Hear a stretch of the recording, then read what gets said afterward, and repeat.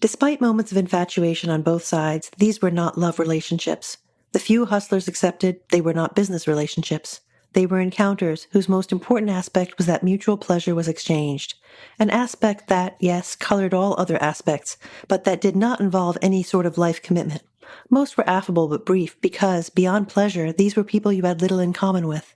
Yet what greater field and force than pleasure can human beings share?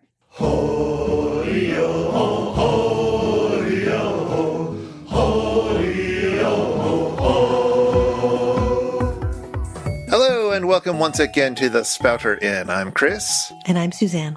And this time we are reading Samuel R. Delany's Times Square Red, Times Square Blue.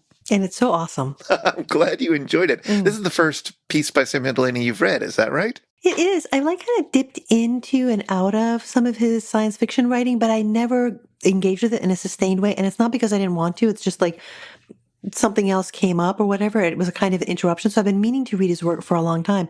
And then you put me onto this at one point, and I was like, this is fantastic.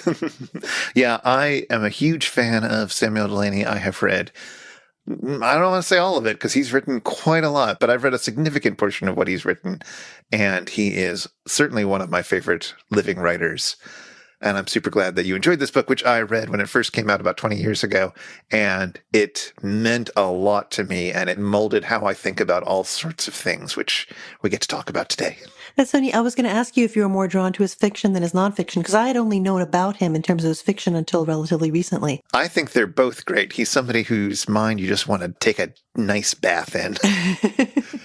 So yeah, they both mean a lot to me. You encountered his work really early on, is that right? I had a friend who was trying to get me into it when I was in my early 20s, and I picked up one of his most famous novels, Dahlgren, which is massive and tricky and postmodern and weird as all heck. And great. But when I was first reading it, I couldn't really get into it. I got about 20 pages in and put it down and was just like, no, I don't have the energy for this right now. Mm-hmm. And then I met him. Yeah, wow. I was taking a poetry workshop with the great Bernadette Mayer, and he was a guest who came in, and it was a very small class at that point, and I was young, and I knew he was sort of somebody to respect, but I hadn't actually read anything, so I wasn't feeling sort of overwhelmed with hero worship or anything, and I kind of monopolized the conversation during that little seminar, but none of the other people in the class were really all that excited about talking with him, so I just chewed his ear off for 2 hours, and we talked about all kinds of literature, and it was great. Oh, lucky you. So that's neat. So you got to know him on that level first and in the classroom and then through the books. And then I read him and I was quickly won over to his style of writing. Yeah, he's a beautiful prose style. I mean, there's many things to say, but he's a beautiful stylist. And, this is a book that is also kind of 2 books. It's, 2 parts or 2 things. We'll talk about that. And they're both beautifully written and very differently written, which I find kind of extraordinary. Yeah, and as I guess we'll talk about in a moment, he's written in a number of different genres and in a number of different modes. And yeah, he's generally very strong as a stylist. Do you want to say a little bit about his bio before we start talking about the book? Sure, absolutely. So Delany was born April 1st, 1942, which just seems like a great day to be born. I don't know, April Fool's Day in 1942. Something about that sounds just right. And he was born in Harlem. He started writing a lot when he was very young. They put out a volume of his teenage journals not too long ago. It's thick as all heck. I've gotten about a third of the way through it, and it's fascinating spending time with like teenage Samuel Delany. But anyway, he had his first novel published when he was about 20. And he quickly followed that up by 7 more. They were generally acclaimed within science fiction circles, but he had a sort of big breakthrough outside of science fiction with Dahlgren, which I just described. It came out in 1975, and it is very Joycean. It's very experimental. It's a post-apocalyptic novel. It's great, but it's a lot of work to read, at least the first time through. And he's written, as I was saying, in a bunch of different genres. He wrote fantasy, which I guess is not a terribly surprising jump from science fiction, but his Neverian series is really probably my favorite work of his. He's done a lot of critical writing, including a lot of important essays about the nature of science fiction writing. And he's written a lot of memoirs. He's got this autobiography called The Motion in Light and Water, which is fantastic. He's got a memoir about his time in the 60s living in this sort of free love commune called Heavenly Breakfast. And perhaps most intriguingly, he's written a lot of pornography. biography, including the massive and striking novel Through the Valley of the Nest of Spiders, which came out in 2012, and it's like 800 pages long, and it's really good. Wow. And I have this fantasy in my head of teaching it and Middlemarch, and a book that both of those books were influenced by, Spinoza's Ethics. Oh, wow. Okay. They both are really interesting intertexts with Spinoza's Ethics, but sadly, I've never gotten through the ethics, so I'm not really qualified to say much about it. It's really great. It is totally porn, though. Let me make this clear. It's very much taking place in the porniverse, and it is a gay porn fantasia, and it is amazing. You don't often, put gay porn and Spinoza together, but it sounds like he's done this. He's absolutely done it, and it's true to both, right? Wow. I don't want to. He is very adamant that it's porn, and it is, and yet it is very earnest, and it's a really interesting sci-fi tale, and etc. Like, we could try that one someday too. He had an interesting life as well. He realized he was gay quite young, and he started hooking up with strangers when he was still in his teens, I believe. He got married when he was also fairly young to Marilyn Hacker. She knew everything about his life. Like, this was not like some secret or anything. He was very open about it, even though it was the late 50s, early 60s at this point. They had a child together. Eventually they divorced. And what else? He went to college for a semester, but dropped out and started publishing novels. And that's worked out well for him. After Dahlgren came out, he was invited to teach at the University of Buffalo. And he taught in academia in various institutions for decades after that, until he finally retired in 2015. So you can start teaching in college with only one semester of college under your belt. Why not? Yeah, he seems like a very exceptional person in every way. Absolutely. I think that comes through a lot, even in this book. Yeah, it's interesting in the first part, that has this memoir-like quality, which we're going to talk about in a second. You see, how can I put it? He shows you himself reflected through the eyes of other people at certain moments, and those are really haunting, I think. It's an interesting text for him, partially for that reason, because although he's written a few memoirs, the first half of this is sort of the most journalistic he's gotten that I've encountered, where he's really like letting other people tell the story, even if sometimes that is the story of him. So, some of the sexual encounters he had, he will talk about, but sometimes it's other characters saying, oh, because you know what you're into. And therefore, it's this familiarity, but it's also the sense of other people telling his life in interesting ways. And people being familiar with him, that is, people knowing him, in the way that you greet someone when you've known them for a long time. That quality is really extraordinary. I don't think I've seen that anywhere else. Yeah, that quality is very interesting. So why don't you go into a little bit more detail about what you found in this book when you read it for the first time? Yeah. So this is not, I said a little bit earlier, this is not one thing but two things. It's a pair of essays that are very different, but they completely fit together. So it's one thing and also two things. And Delany says this really neat thing about these two essays in his preface. He says, a few readers have suggested not so much that the two pieces are good to think with, but rather that their very differences make them particularly productive for thinking about and against and through each other. If this is the case, their abutment, one against the other here, is worth it. And this idea of the two pieces, like they each do a thing in themselves, but when they're next to each other, there's something else there. There's like a spark. That seems to me so like a beautiful expression of this idea of contact, which suffuses the whole book. Like when you put two things together, like a spark happens, a thing happens. So this abutment is like an example of contact. And this contact is the focus of part one. And it also shows up in part two, but now contrasted with networking, which is a very different thing. And we'll talk about those. So the two parts are the same, but also completely different. And I'll, a lot of times in my head, refer to them as Times Square Blue, Times Square Red, but the titles are actually slightly different. On the first one, it's titled Times Square Blue, and then there's a date, October 1996. And then the other one's titled 321 Contact, Times Square Red. So it's like one is blue, one is red. And both of them are situated with regard to time, but the first one is the date when it was completed, October 1996. So it's kind of capturing a particular period, crystallizing it in amber or something. And then the other one is also evoking time, but it's kind of explosive and like about the right now, like not the remembered past, but the right now, 321, pow, right? And the first part, Times Square Blue is, I would say it's almost like a love story, not for a person, but for a place and for a time that's gone. And so there's a kind of nostalgia to it. I found myself thinking, I know this sounds crazy, about Hemingway's Movable Feast at certain moments. I mean, obviously they're totally different, but this idea of a city where you were young, where these things happen to you and you remember it and it's still part of you, but it's also far away. It seemed there was a real kind of haunting quality about that. And so Delany talks about the area around Times Square, like those few blocks, and more generally about the sex clubs and gay bars in that area. And above all, he talks about the people he met there and I don't know if you felt this too, but I felt like the portraits of the people, like these little sketches, these little encounters are so vivid. Like I read this book for the second time getting ready for today, and it was like seeing almost old friends or acquaintances. It was like, oh yeah, I remember him. I remember him. Like they were like people. Yeah, they're strikingly good, quick sketches. Again, in the sort of journalistic mode. I mean, he's written a lot of fiction. He's very good at creating characters and getting them on the page efficiently. But this was a much more journalistic way of doing it, and it was completely effective. Yeah, no, I felt that. Anyway, the second part is more discursive, more academic. It's written it's also beautifully written, but in a different kind of style. And it's about the difference between contact and networking. Contact is something that enables the meeting of people from different classes, and it brings about real change, like something happens. And we'll talk more about that. Networking, on the other hand, maintains existing structures. We all know how networking works, the conference, the work setting, but it maintains everything intact. You might gain a little or lose a little, but the system is always going to stay just the same. And he brings that out in part two. And one of the things I just absolutely love about the abutment of these two parts, these two parts are the same and also utterly different, is layout, like what they do visually. So Times Square Blue has photos embedded in it, quite a number.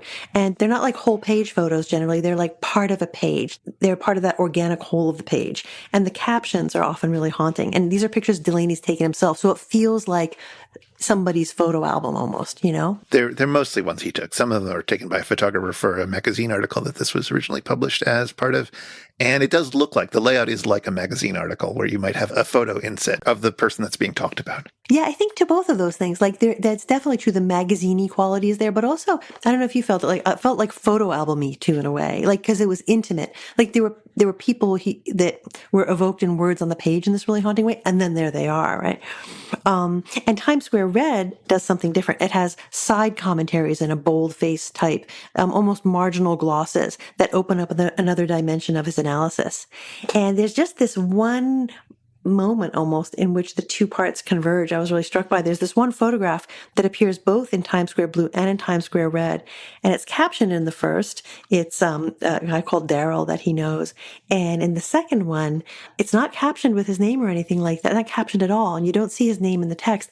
There's just a reference to people who are hustlers, and if you remember Daryl, you recognize him. Right. So his name and his story are there for you.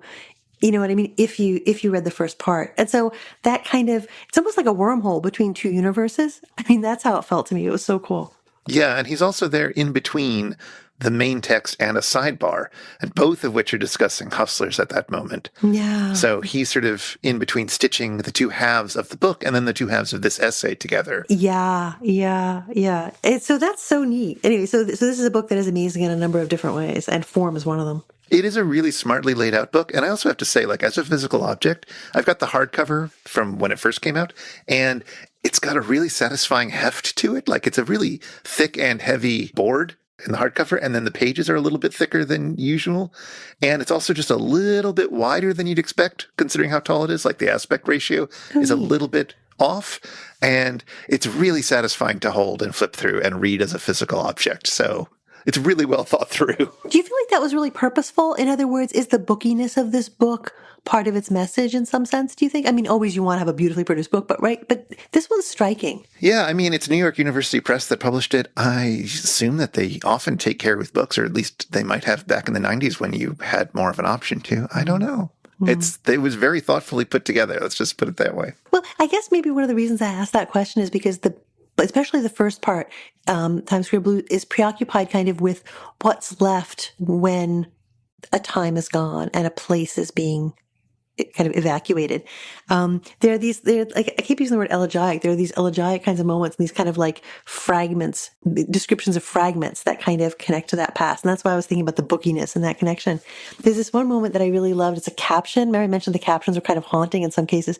There's one caption to an image that's in the last parts of Times Square Blue.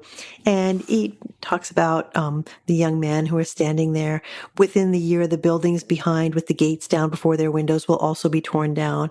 And he goes on. He says, when a year after this picture was taken in October 1996, the building was demolished. Substantial pieces of its mirrors and mosaics clung to the brick wall for another year, till they too were pulled down, a glittering reminder of the young men who had worked there.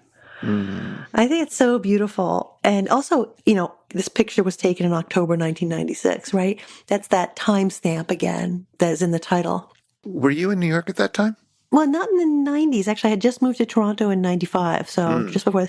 But I knew that strip super well because right after I finished college, so 84 through like 86, periodically was living in the city, but there were periods when I was living with my folks out in New Jersey, right? So I'd take the bus in to the Port Authority and I would walk from just west of Times Square to East 44th Street. And I was working at night in the early period of the time. And then I would walk back like around just before midnight because that's when I catch the bus, right? And so like I was a teenager, I was like 19 years old, right? So like when he talks about the whole real actual violence in contradistinction to the fears of violence and the fantasy of violence and like the imagination of what that area was versus the reality of what that area was. Like for me, that's so visceral. Like it brings back so vividly that walk, which was weird for me, right? Because I was really young and, like on the one hand, I was like super vigilant and I always walk really fast, but I also felt completely at home there because I was walking through there all the time, Yeah, I think we'll talk more about that aspect of the violence in a little bit. But I also spent a lot of my teenage years, well, not a lot of them, but enough of them in that neighborhood. I had a job in sort of Hell's Kitchen and used to walk by Port Authority all the time.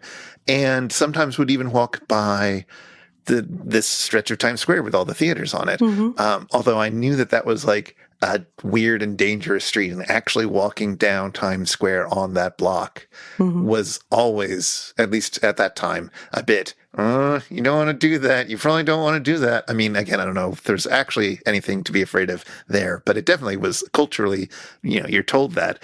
And so the sense of mystery hanging about these theaters, like what actually goes on in there. Totally.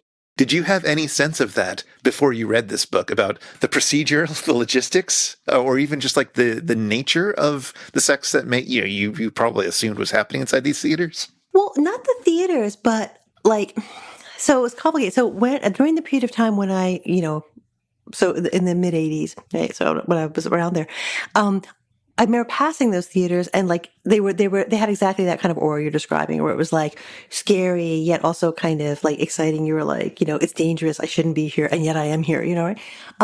And while I never was in any of those theaters, the sometimes slightly rough bar scene was something I was familiar with, like within like around that same time and in the couple of years after.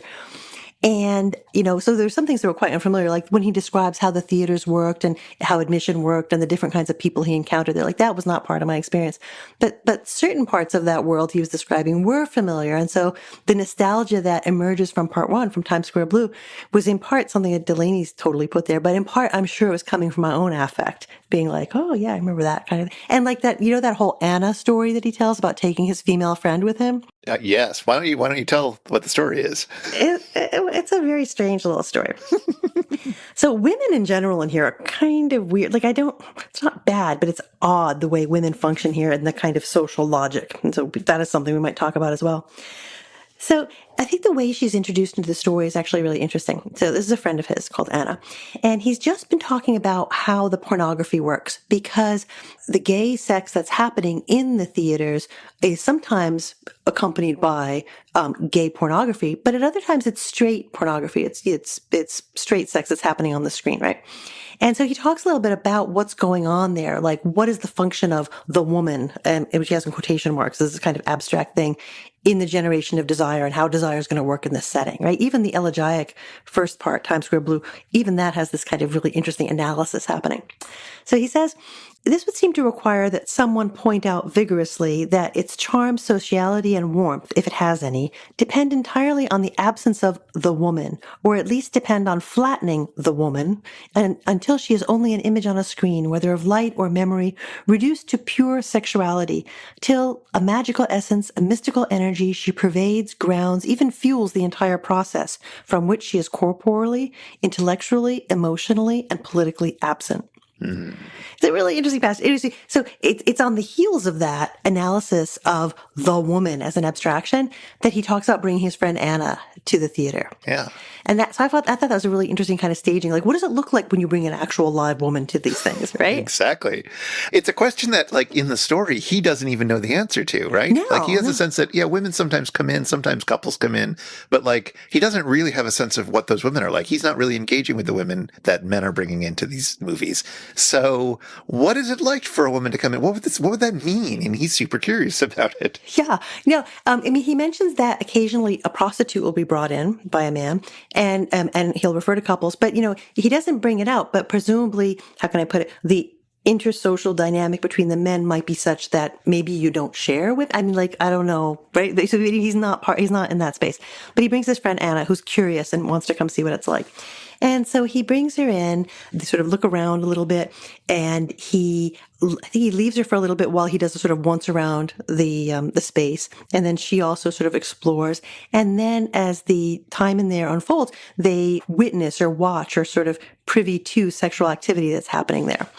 And there's this one moment that I found really interesting. I don't know if there are parts of it that you found really interesting, but I mean, I find the whole thing interesting. the whole thing is incredibly interesting. So when they're first coming in together, the guy who's like watching the door says, "Hey, wait, that's a woman. She's coming in with you. That's fine, but you better not be like pimping her out here. Like, in other words, there better be no money changing hands." And Delaney's like, no, that's fine. That's definitely not going to happen. So that's all fine. But then they're in the theater and they're watching, guys doing stuff.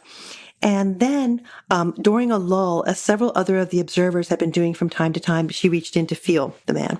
And with a sudden frown, though he did not pull back, I and Anna both realized that only then had he seen she was a woman. Anna let go and stepped quickly back, though. And it's such an odd moment. Like, when you think about, like, inside, outside, what's happening there community-wise. Like, she's there and it's fine, but there's also this, I don't know what to call it. Like, it's, like when you have two magnets and they like you put them together the wrong way and they repel. Okay, yeah.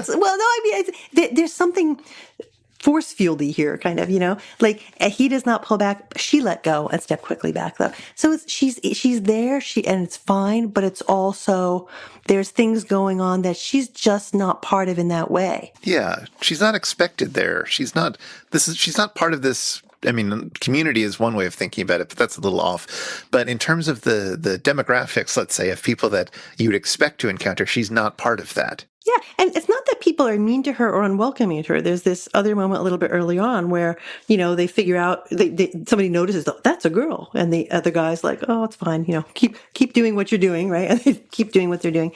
And then one of them's like, is this all right for you? He asked Anna. And she's like, oh, sure, go on. Right. So these things are happening and they're sharing and it's like open for her. She's just watching. But so it's, I don't know how to describe it. It's like a world that's open and yet not open. I mean, again, very science fiction. It's really weird. The one guy who's going down on the other guy that they're watching offers, that he'll take care of Samuel Delany if she wants to enjoy this guy for a bit. And she's like, no, it's fine. But it's all very polite. And I think that's one of the things that she's especially struck with when they debrief afterwards. It's like, I didn't think there would be so much, but I also didn't think like it would be so easy to say no. Yeah. And that people would say no so much more often than you'd expect. And Delany says something like, well, maybe, 1 out of 8 times you'll get a yes, but you keep asking, you're going to get so many yeses. Who cares about the no's? Yeah. That's a really interesting point. Like, yeah, there's this moment where they're debriefing at the end and she's like, oh, one guy made a pass at me. He really thought I might say yes. And when I said no, thank you, he smiled, shrugged. He did look sad and walked away. I laughed at her surprise and we pushed through the drapes. And one of the reasons that moment stands out so much is it's a moment of like the opposite of violence. Like Exactly, this is yes. like, there's, somebody might, make a pass at you, right? Invite you to have sex, but there's no pressure. Like nobody's going to be aggressive with you or, like the hitting on you that happens all the time in the regular world. It does not happen here. Like the aggression, the pushing. This is a thing that on this read through, I was a bit surprised to realize Delany doesn't talk about, which is that part of the thing that makes this so striking for her is that, yeah, you would expect that when you turn someone down, especially in a highly sexualized environment like this, that there would be consequences, that a guy wouldn't just say, oh, well, and move on, but they would actually like get aggressive or get demanding or like, what did you come here for? Blah, blah. You can imagine, like, you can play this all out in your head. And like, this is a space where men expect to be told no. And like, it's worth a try, but if you don't get it, oh well. And it's all the more striking because violence is the specter, right? Like the time, maybe we're talking about, being like, a callow teen and being like, oh, is that a street I should walk on, right? Like, cause you've got this incredible mythos of how dangerous it is and stuff like that, right? But the violence that's the specter is precisely absent when you're inside there. The second half of the book is talking explicitly about the plans to revitalize, quote unquote, Times Square, which have happened, by the way, spoiler alert, it happened. And it is now much more of a, quote unquote, friendly tourist destination. And it's awful. Never go. Oh, it's just awful. It's just awful. So awful. But one of the ideas behind this was that it would be safer and explicitly safer for women. And Delany takes a lot of interesting issue with both the assumption of violence, but also sort of the neglect of the effects of this change that would happen on the women who are already living and working there. Well, what he brings out really beautifully is this way in which, the justification that the neighborhood would be safer for women. It's a highly cynical commercial strategy, right? He brings that out. And then also he points out the fact that, what actually happens with revitalization in this kind of project is the neighborhood gets wrecked. All the little shops, the places you get something to eat, differently priced residential spaces, that all gets wrecked. And that has a terrible impact on women. And it also creates it's a kind of social violence, right? So he's real clear about that. One of the things he brings out when he's talking about these revitalization efforts is what they do to the neighborhoods, how they drive out the little restaurants, how they drive out little shops, different places people might live, differently priced rental housing and so on. They wreck the neighborhood. And in that analysis that Delany offers, in a really sort of journalistic and personal way in Times Square Blue and in a more abstract and academic argument kind of way in Times Square Red, it's very original, but it's also drawing on the work of Jane Jacobs. And he actually alludes to her a couple times in each part in a really interesting way. Have you ever read her work? I haven't, unfortunately. I've always meant to read The Death and Life of Great American Cities, but I just haven't gotten around to it yet. There are so many books. I literally have it in my hand here because I've read the first 20 pages. No. Actually, I find I've read the first 50 pages, looking here, 4 times. And it's an incredibly interesting book as a kind of a milestone in thinking about cities and how cities might work. It came out in 1961. And it's been republished a number of times. And it's been kind of a touchstone for people thinking about what makes cities go, what makes neighborhoods work. And it's a kind of an intertext for Delany. He doesn't talk about Jacobs directly very often. There's one passage in Times Square Blue and one passage in Times Square Red where he talks about her. He quotes her and sort of alludes to her specifically. But her analysis, and especially, and he acknowledges this, her way of talking about contact, the way she defines contact, he builds on that, but he brings it out into the world of sexual exchange, which is something she doesn't talk about. No. So what exactly are we talking about when we say contact? Well, he gives this really neat definition of it near the beginning of Times Square Red. It's actually a really, really long sentence that sort of just, and it ends with a really kind of a list almost of the different kinds of contact that can happen. So here's a little bit of a description. He says, contact is the conversation that starts in the line at the grocery counter with the person behind you while the clerk is changing the paper roll in the cash register. It is the pleasantries exchanged with a neighbor who has brought her chair out to take some air on the stoop. It is the discussion that begins with the person next to you at a bar. It could be the conversation that starts with any number of semi-officials or service persons, mailman, policeman, librarian, store clerk, or counterperson. That's all Jacobs, right? As well, he's not quoting her, but she says that kind of stuff. And then he goes on, as well, it can be 2 men watching each other masturbating together in adjacent urinals of a public john. An encounter that, later, may or may not become a conversation. Very importantly, contact is also the intercourse, physical and conversational, that blooms in and as casual sex. And then he goes on giving many other examples of contact. And so it's kind of neat because what he's woven together here is Jacob's account of contact, right? But he's added a whole other layer onto it that it's not just like one more kind of contact, like the grocery store, the front stoop, the mailman, the sex, it's not just like one more kind. He's actually bringing out, what does it look like when that's embodied? Mm.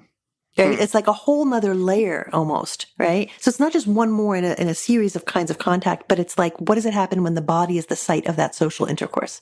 That's really interesting. I should say first off that section about standing in the line at the supermarket, I remember as being much bigger in this book because that became the way that I think about this kind of contact and the way I would explain it to other people in the 20 years since I first read it. He has another passage where he talks about being in line at the grocery store back in Times Square Blue. So maybe those can be juxtaposed. Yeah, I guess so. But like that idea of, you don't know who you're going to stand in line next to, and therefore it could be anybody. And if you strike up a conversation, like contact doesn't guarantee anything's going to happen. It just creates situations where cross-cultural, cross-class, cross whatever other divides you might have, encounters might happen and might unexpectedly turn fruitful. Mm-hmm. And or lead to, hand jobs, whatever. One of those things. It's all good.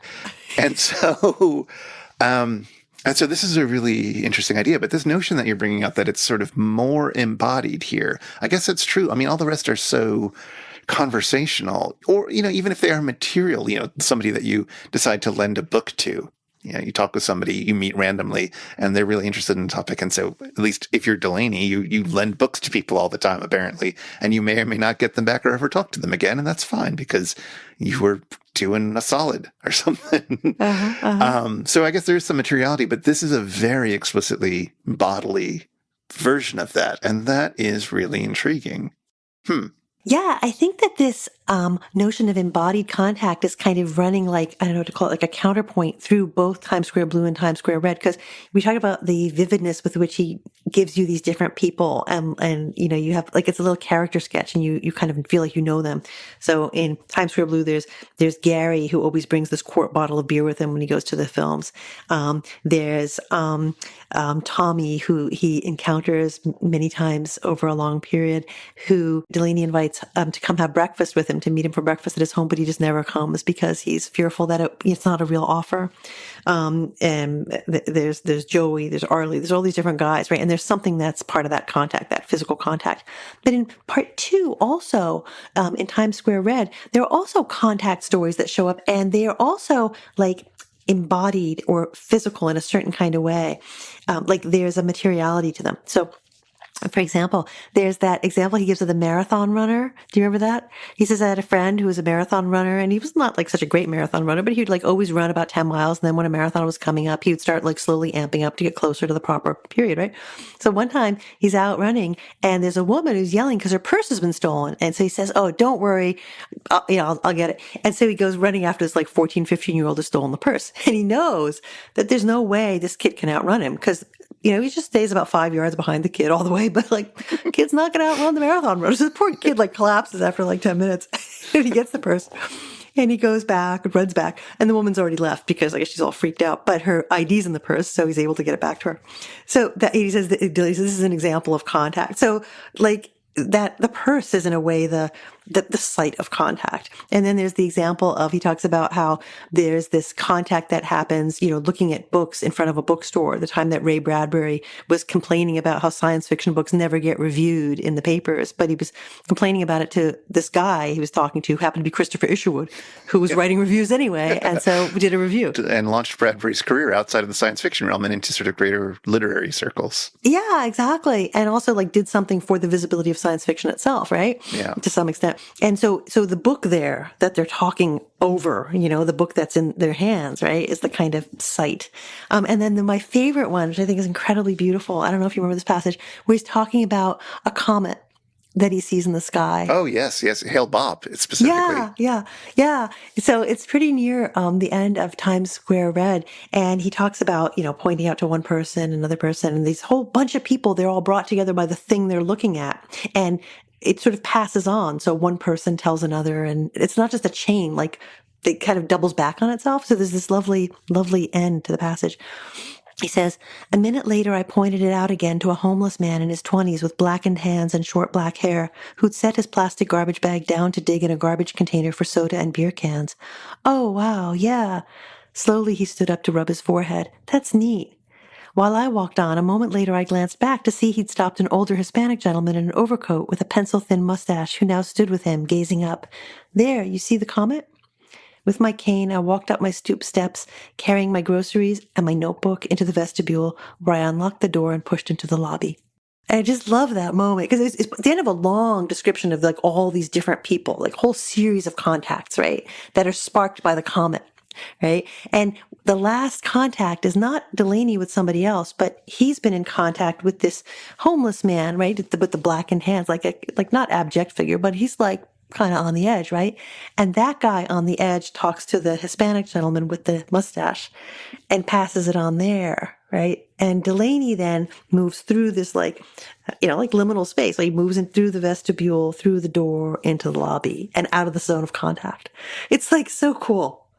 Anyway, so it's always physical. In other words, whether it's sex or something else, there's an object. It's the comet, it's the book, it's the purse. Oh, yeah, I suppose so. I mean, I think the distinction between the more physical, like more embodied one is what intrigued me about what you were saying earlier. Although, yes, there is often something sort of at discussion here. Because it's not just the sex, though. It's the sandwiches and the Coke and the stuff like that he brings in for, his companions or whoever he's talking to, right? Yeah, somebody who needs it. He decides they need it. He'll go out and get a sandwich for somebody. He's a good guy. The other thing about that comet scene is where he's coming from. He's just participated in a 3-day conference on, quote, forms of desire at the Center for Lesbian and Gay Studies at the SUNY Graduate Center. Mm-hmm. And so he's coming out of this academic conference, which, is a networking event. It's this other mode of interaction that he's comparing with and trying very hard not to make it seem like contact good, network bad. But he's interested in the notion of like, what is the quality of meeting people through networking, through these formal situations where everybody is going there to meet people who are there for the same reason. We're all academics here. We're all, you're a writers conference. We're all writers here, et cetera. And they all kind of want similar things. The people who don't have the power, at least in the room, they want to meet the literary agent who will get them their first novel published, or they want to impress the other academics who will later hire them or whatever. Where you've got that kind of economy of interaction versus contact, where you have people who are meeting from all sorts of different walks of life, like the various people that he describes showing the comet to on his way home from the conference. And how, as Jane Jacobs would put it, you need that diversity of contact to have a city thrive. This is one of the things about that purse snatching story that you told, is that he didn't know that woman, the guy who saved the purse. No. He just happened to be there. This is pure contact. Both the robbery, the act of violence, but also the saving from violence occur because of this kind of contact. And if you don't encourage contact, you end up reducing the likelihood that somebody's going to be looking out for you. Somebody randomly will be there to save your purse, or somebody attacks you. It flattens things out and increases the possibility of violence in many ways. Yeah, no, I think that's exactly right. So violence is like a word. The word I don't think shows up a whole lot in this book, but it's something that's there imminently an awful lot of the time, whether it's this kind of, manufactured specter or whether it's a danger of real violence. It seems like it's like below the surface in a whole lot of different places. And in particular, the violence of the renovation, like the I don't know what to call it, the anonymous violence that comes from above, right? As the city is reshaped or, the neighborhood is destroyed by this revitalization project. Exactly. I mean, the book is, in a sense, and this is incredibly reductive, to say, like, look at where the real violence is, sheeple. But I mean, it's not. Like, it's much more thoughtful than that. But there's a sense in which, we're going to mention violence occasionally, but really what we're trying to do is get past the reader's learned sense of what is violent and what is not, and then actually show them, both show them through memoir, through here's my lived experience. It wasn't as violent as you think. It was occasionally violent in very specific ways, but overall it was not what you think it was. And then also a theoretical look at it, like, okay, here's why this wouldn't be violent as you might think it would be, and here's why what you're doing is only going to increase the chances of violence. That's right.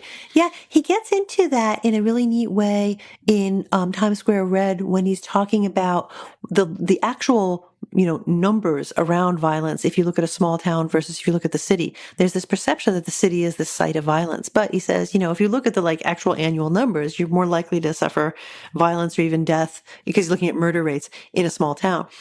And he sort of brings out this perception versus the reality and what brings that about. And he says this kind of really interesting thing, at least as a passage I was really struck by, both in terms of the content of what he says and also how it resonated with my own remembered experience. So this is in red. He says, in general, the city is a pretty safe place, though the violence that occurs there is largely random. There are certainly specific types of big city smarts, walking next to the curb on dark streets, listening on sparsely populated streets to make sure the group of people coming up behind you are engaged in conversation, a sense of what streets to avoid at which hours. Those areas where violence may reasonably be expected with some frequency, often the first place the tourist sees, the bus station, the train station, the streets around Times Square, tend to operate on a largely small-town model and thus can usually be negotiated with ordinary, dare I say it, small-town common sense. But the comparative urban paucity of violence is among the most powerful factors constituting the freedom of action and thought, so often called opportunity, that small towns simply cannot proffer. Mm-hmm. And the language is kind of dense there, but I was that's a really compelling argument for what the city can give you, Yeah. And I love the passage where he describes his own time living for a summer in a small town in Pennsylvania where 5 people died. Yeah. And he goes into detail about, 3 of the people were these sort of Hatfield McCoy families who were always being violent towards each other. If you don't want to be part of that violence, just avoid them. And the other 2 were this terrible incident where some teens just pushed a car off a cliff or something, and the couple from out of town just died in it. And then because it's a small town, nobody wants the kids to be really punished, so they basically get a slap on the wrist and get sent to military school or something. But it's wow, this is terrible. But but the flavor of these types of incidents are so different from what happens in the city. Yeah. And it's this unfamiliarity on either side of what is the exact nature of the threat in both the small town and in the big city. Yeah. That overly colors people's imaginations. Yeah, he brings out these really interesting things. I mean, first of all, there's more violence in the town than there is in the city. And then the fact that if it's in the town, it's not anonymous. You kind of, you know what produces it. It's local. It's not random, right? It's got all these local conditions attached to it. In the city, it's random. There's an unpredictability about it, except for the small town quality of places that and you navigate. The small town model, the streets around Times Square, right? If you know it, you're fine, right? If you don't know it, that's when you're going to get into trouble. If it's your neighborhood, you're going to be fine. Yeah. But again, also the fact that he tells his own personal story and he gets you hooked on the lurid details of what happened and his own experience, and then also puts forward this theoretical explanation for what's going on. Here's my lived experience, and then here is a theoretical understanding. It's again this sort of the form of the book as a whole in miniature. It's really powerful. Totally. When you read it originally, were you drawn to just one part and not the other? Did you read both parts with equal engagement? The first part is the one that's kind of mind blowing because it's it's this other world. Lurid and it's exotic, so to speak, for me, for a lot of people. Yeah, and beautifully written and sad in many parts, and there's definitely people whose lives go off the rails and who die of various reasons, and there's incredibly sad parts to that section as well. Absolutely, yeah. But and incredibly hot parts, let's say.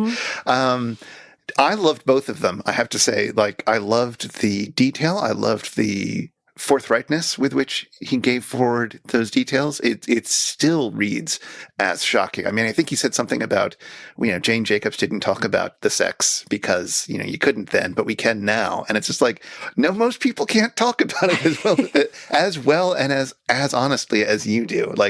He puts a lot on the table, and he puts even more on the table in some of his other nonfiction writing. So, so that impressed me a lot. But also the theoretical argument, I also loved that. It was, again, because I hadn't read Jacobs, because I hadn't read a lot of other stuff like this, it was such a clear and powerful explanation of a lot of the dynamics that were at play. I mean, honestly, this book made it seem almost like a moral imperative to go and sleep around with anonymous people. Well, it is a political argument, a really powerful political argument, right, that he's making. Yeah, absolutely. And boy, that's not for me, but I Every time I read this book, I catch the religion. Yeah, yeah. No, I mean, is this lovely passage where, here's a beautiful example where he's making the political argument in a really compelling way. And this is pretty close to the end of Times Square Blue. He says, the easy argument already in place to catch up these anecdotes is that social institutions such as the porn movies take up a certain social excess, are even perhaps socially beneficial to some small part of it, a margin outside the margin. But that is the same argument that allows them to be dismissed and physically smashed and flattened. They are relevant only to that margin. No one else cares. Well, in a democracy, that is not an acceptable argument. People are not excess.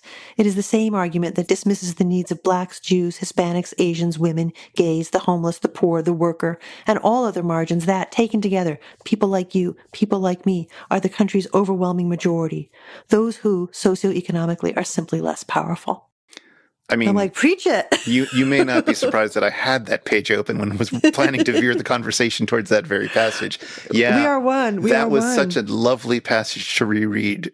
Let's say this week, in early November 2020. Yes, that was real great, and it's true. And like that, I'm sure I would have agreed with that even before I first read it, but I feel that as a political truism today, and it has guided me throughout my life. Yeah, so I mean, the power of this book is like on I don't know, like 5 different levels. It's kind of extraordinary. It's beautiful. It's beautiful.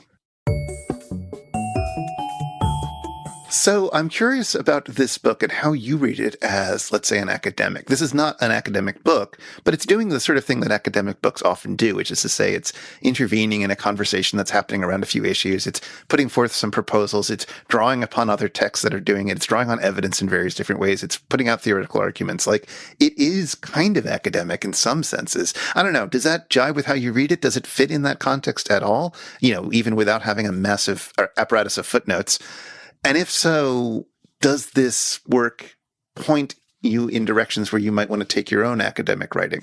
Well, it's a really interesting question. And funnily enough, I hadn't been thinking about it consciously until we're just talking now, like which surprises me because you'd think it would have been present in my mind. Yeah, like the short answer is yeah. So the book is these 2 parts, right? And they're very different. They're abutting one another, right? They're doing something up against. We're thinking through and against these 2 things, right? And one of them is more memoir-y and journalistic and kind of literary almost, right? And then the other is more argumentative, more academic. It's set out with sections numbered, almost like the way you would find in a philosophy text or something like that, right? So it's sort of giving you a visual way of thinking about these 2 different modes, right? So they're kind of treading the same or similar or related ground, but they're doing it in totally different ways. And the reason that strikes me so much is because I've been thinking a lot about this. Like, you know, are there ways of writing about literature in particular, history too, I guess, but I was thinking about it with regard to literature, that are themselves kind of more creative? And even, can you write in 2 ways at once? Can you write something that's partly reflective and personal and then partly analytical and anatomical almost, right? And I think that's the circumstance under which you mentioned this book to me first. I don't know, might have been me talking to you about like this desire to think of these 2 different modes of writing. And so I find it incredibly stimulating in that way. I think the thing I find most stimulating in it is, again, this visual layout that we talked about, like the way the photos are working, and the way the glosses in the margin in Times Square Red work. The other book that I'm thinking about, as I look what Delany's done here, and I don't know if you read it, is Anne Carson's Knox. I haven't read Knox, but I certainly know about it. That is the collection of text that comes in a kind of box, right? Yeah, and it's I don't know what to call it. It's a response to the death of her brother. And so it's a collection of translations and short prose pieces and photos and captions. So it's got that, you know, that sort of personal photo quality that I was talking about a little bit in part 1 of Delany's Times Square. It's got that kind of effect. And so it's very different in many ways. But this idea that, you know, putting pieces together and creating juxtapositions makes something happen in your reader that's different from what you can do if you're being kind of very direct. I find that really exciting and interesting. I was also thinking a little bit about the Lee Maracle book that we looked at, Memory Serves, which also had a few essays that were really interesting mixes of more theoretical material, more personal material, more literary material, and formal things sometimes as well. And I know you got very excited about that book as well for similar reasons. Yeah, I know it's interesting you mention it because actually I was just thinking about it and talking about it with somebody earlier today. I think you're right that it's a good book to juxtapose with this conversation because it's also it's doing something different. It's pushing us in a direction. It's inviting us to think in a direction and to work in a direction and to write and speak in a direction that we're not accustomed to. But it's very different, I think, from what Delany's doing in that it's Lee Marichol's memory serves, especially her oratory on oratory, which is in some ways I think the heart of that book.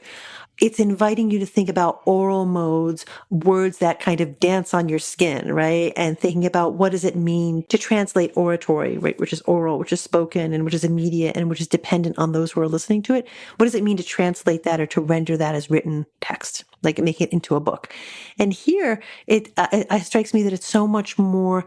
Delany's work is so much more committed to the written as opposed to the oral and the visual, like the visual layout and the spatial layout. And that strikes me as very different. So they're both incredibly creative books, but I think in very different directions, like different vectors, kind of. One thinking about orality and speech as it emerges from the body, this visual, the written, but again, I guess, grounding meaning in what bodies give you, right? What for Delany, what the intercourse of bodies gives you, right? But by which I mean both physical, sexual intercourse and also social and oral speech, right?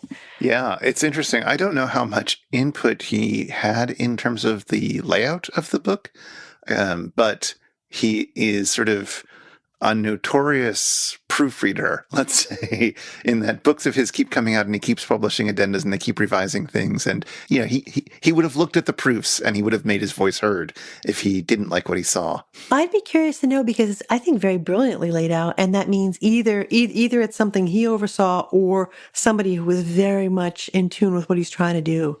I think was doing that layout. Yeah, it's an incredibly thoughtful layout. I'm not sure who did it. I don't know if it's listed. But even just that idea of using photos in the way that they're used in part one and the captions, and then the glosses in part two, I find that really interesting. What do you think about the glosses? What do you think they're trying to do? You know, the sections of the text in part two are numbered, and then the glosses are kind of have letters attached to them. So a lot of them are sort of providing other types of context for what's being discussed without trying to interrupt the flow. It's interesting. I was going to say without interrupting the flow, but of course you have to interrupt the flow in order to read them. So it's, you know, it's meant to be read sort of in parallel or thought about in parallel rather than in sequence, but you can't actually literally read two texts at the same time, but it encourages you to hold them in your head in the same way. It's a technique he uses in the last chapter in Dahlgren as well, where it's a sort of palimpsestic chapter, and there are those same kind of sidebar bits that go throughout it. And it's a thing that's been used in a few other academic essays in similar ways. Kristeva's Stabat Mater, right? It does that. Yeah. I kept thinking also about Walter Benjamin's Arcades project. Yes. Yeah, exactly. Because he also has got it's some of the most dynamic kind of passages in terms of the layout in Times Square Red.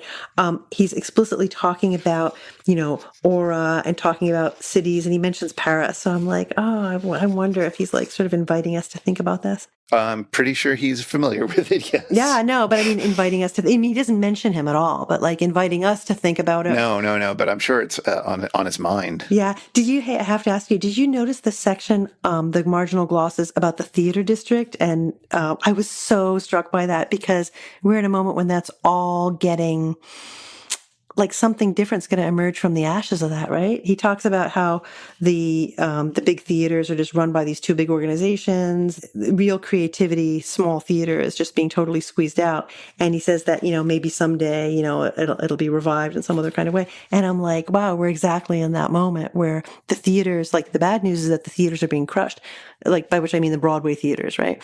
And the good news is that the theaters are being crushed, right? Because maybe smaller theatrical spaces will, you know, rise in to replace them. I mean, I'd hope so, but yeah. I'm a little bit dubious about that. Yeah. I don't know what's going on the ground there. This was a really interesting book to read at this moment, right? This book about contact when I haven't left the house barely in the last year, right? Yeah. Like I went to the mall today to do an errand, which was that wild. Yeah, I haven't done that in a while. And reading this just made me think again about like, oh man, I really miss contact, right? Like I miss just encountering people in the wild, even though, I'm not as outgoing as Delany is, where I'm talking with every person I meet and I'm not, striking up conversations and I'm not having as many encounters. But just like the fact that there's been none of that, that every encounter with a person is sort of prearranged. This book has been a reminder of one of the many reasons why this past year has been so hard. Well, I would love to talk for a few more million years about Samuel Delany and this book. It's so good. This has, by the way, been the first part of our sex cluster. I think this gave us a lot of... That sounded really dirty. It did. I think it's given us a lot of things to think about when we encounter other works about sex and also, other works about just politics, like the way that people interact with one another. That's a major concern of this. And it argues that sex is an important vector in thinking about that in a way that a lot of theoreticians seemingly haven't incorporated as well as they might, or as thoughtfully as Samuel Delany is going to. So I will be curious to see how that plays out in the next text, which is a slightly different text. We're going to read the Mahabharata, which is a magnificent, incredibly important epic, and it's going to be a challenge for us because it's super, super long. So I don't think we're going to read the whole thing, but we're going to read I'm not. lots. I'm going to say right now, I will not be reading all million lines or whatever it is. No, I mean, it's true. But we're going to read respectfully and carefully, and I think it's going to be a really interesting discussion because there's so much to say about it. I'm super curious. I've been meaning to try it for a long time. But until then, if you'd like to get in touch with us, you can email us at spouter@megaphonic.fm, or we're on Twitter @thespouter. We'd love to hear from you.